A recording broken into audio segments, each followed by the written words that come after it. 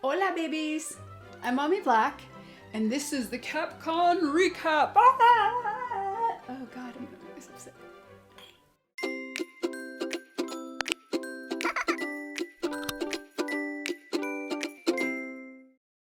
Hello. So we just got back from well, not just came back. We got back about a week ago, but it's taken me a few days to really breathe. I don't think I've unpacked yet. That's fine. That's fine. It was a lot, right?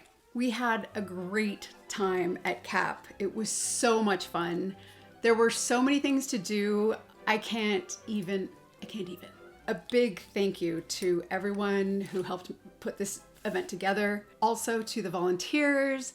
Y'all were so nice. Everyone was so nice and really went out of their way to make sure that things were running smoothly. They had a carnival area, and some of the people that were helping to run those booths were so cute, just so sweet, because they really wanted people to win. There was this one guy who was really bummed because no one had won because the game was a little too difficult. The little bags kept bouncing out of the game. They're supposed to be like these holes that they go into. So he was really, really bummed. I almost tried to talk him into giving us one of the prizes, but I didn't, because I was trying to be a good mommy.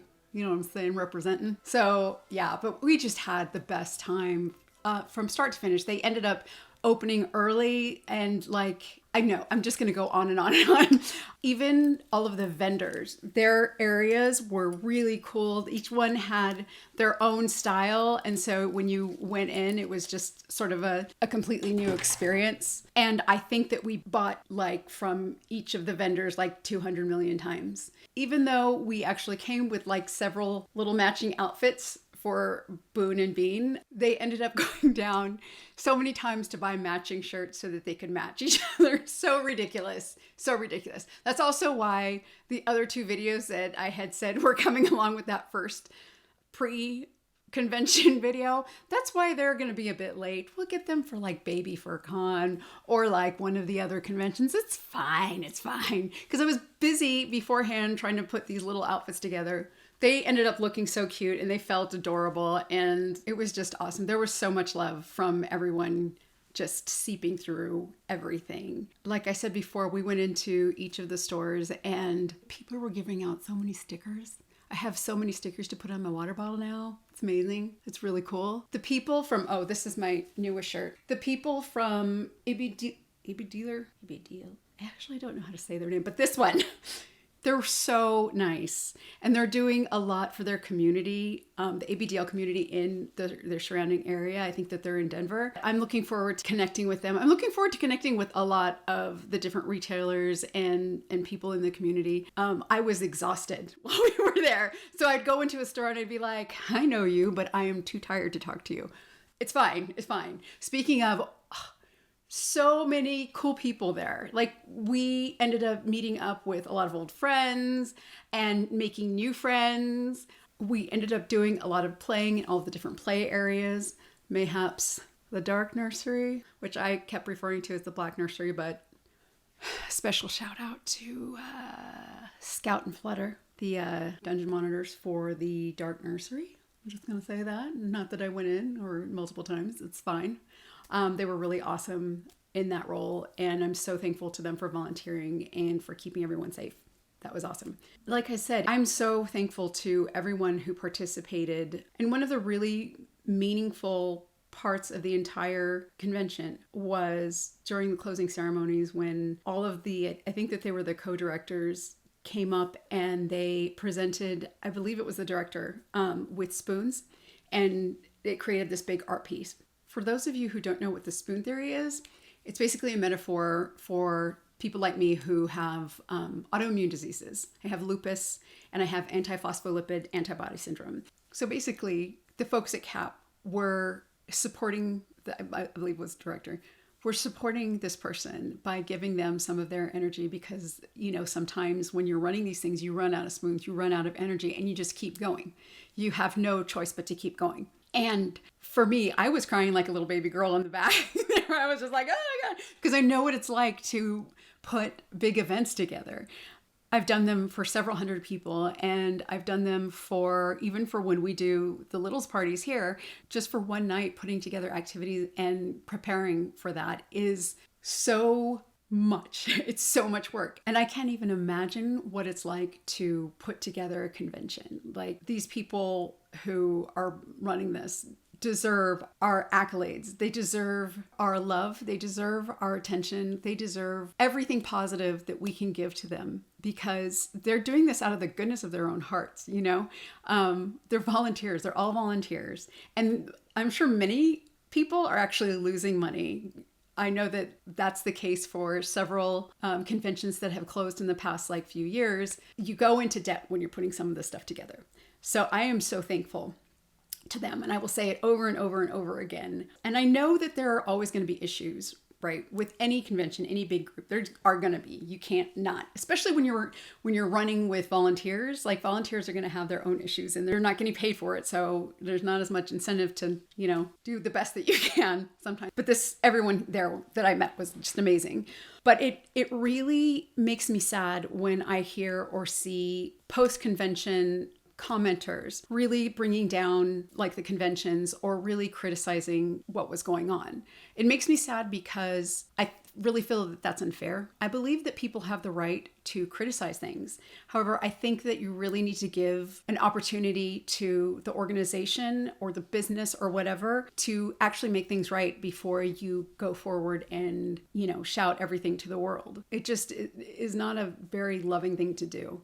And I think that we're so used to expressing ourselves and feeling like we have the right to just say whatever we want to without thinking about the consequences. I think that we don't understand how much we're actually hurting people and hurting businesses. Our community is so marginalized, and because of COVID, there are a shrinking amount of places that we can go to where we can be ourselves. I think that because so many people focus on the sexual aspects of age play, and people don't remember that there are a large number of age players who are non-sexual and who attend these events for healing purposes. And for a lot of people, this is the highlight of their year. I mean, for some people, this is the highlight of their whole lives because they're able to finally be themselves. And I think because of that, we really need to do a better job.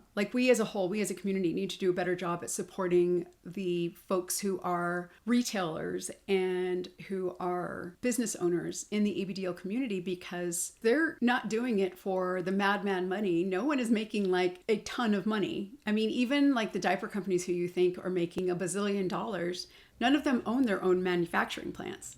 They're all essentially small businesses. And I think that people forget that, or people don't realize that. And it's really up to us to take some of that responsibility and to support the people who are out there working for us, Also, if you have criticism or you think that something should be done differently at CAP, I encourage you, and I'm sure they encourage you, to volunteer, to let your voice be heard, to write to them and tell them, because they're not doing this, like I said, for the mad money, right? They're doing it for free, and they're doing this out of the goodness of their own hearts, and they really want to make CAPCon, any of these conventions, the best that they can be.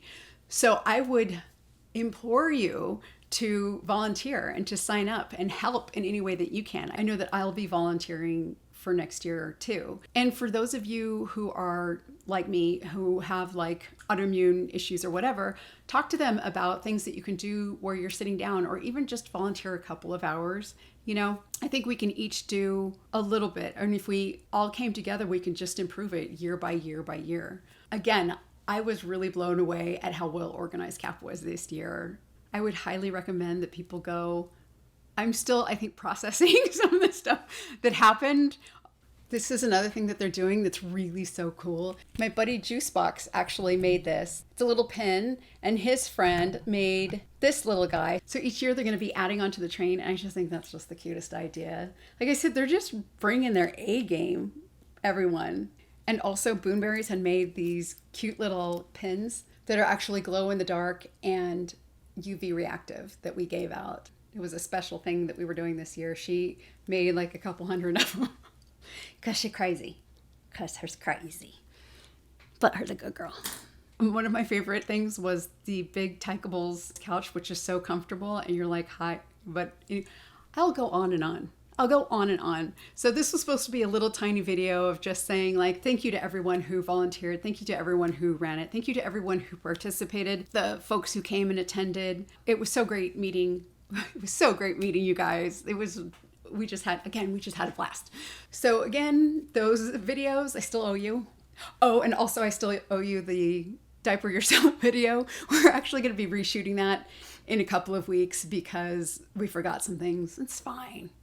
No one's in a hurry. It's fine. Everything is fine. So be sure to subscribe because we'll get you those videos eventually. Be sure to like because it's all about the love, right? It's all about the love. And we'll see you soon on the next video. Y'all have a good day. I don't know where the Texas accent came from. I mean, my grandparents are from Texas. Maybe that's what it is. I don't know. I'm suddenly from Texas. I do what I want. So we will see you later.